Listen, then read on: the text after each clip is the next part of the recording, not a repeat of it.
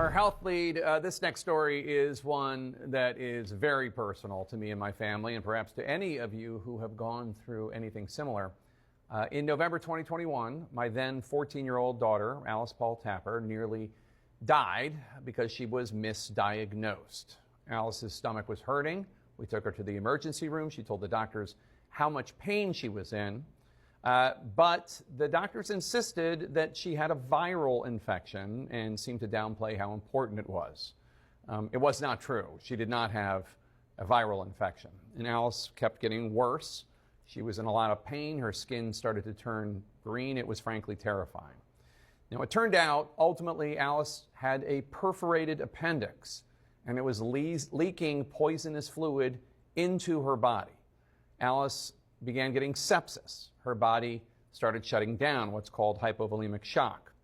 Because I have this privileged position, I want to acknowledge, I was able to get the phone number for the head of the hospital, and I was able to call him and advocate that Alice get imaging and a consultation, which we had been pleading for, in which the doctors had been denying Alice. Thankfully, the head of the hospital listened, and after an x-ray and a sonogram and a CAT scan, she had emergency surgery and was rushed to the intensive care unit. Months and months and months of recovery followed.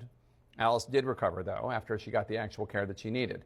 But Alice now wants to make sure that no other child has to go through what she went through, and she's out with a brand new children's book called Use Your Voice.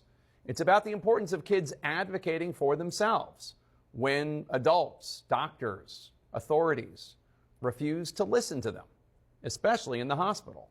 Alice, there is a moment in your book, Use Your Voice, where your character says, quote, "Even though I'm a kid, I have the power to advocate for myself, to be my own supporter, and so do you," unquote. And I know this is a mission for you. You think it's very important that kids understand that they have agency over themselves. Explain why that is something that kids need to hear.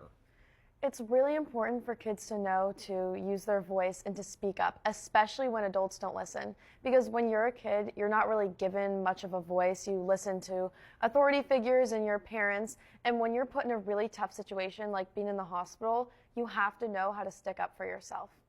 And one of the things that I've heard is, well, of course, you know, we were able to get the attention we needed. We weren't actually. Although at the end, yes, I was able to call the head of the hospital, but we're doing this, you're doing this because you know most people don't have the privilege that we have. Exactly, and the most important thing to me is that this doesn't happen to anybody else, and to warn parents that misdiagnosis can happen, and to always stick up for your kid. If your kid is still feeling sick or still in a lot of pain, there might be something that is missed. And it's really important for parents to push for their kids and for kids to know how to advocate for themselves and point to the face on the pain chart that's a 10 and point to all the scary things sometimes just so your voice can get heard. And you've heard from a bunch of kids who have gone through similar misdiagnoses. What do they tell you? A lot of kids and parents have reached out to me and they tell me that the same thing has happened to them, and it's really important to me that their stories also are shared.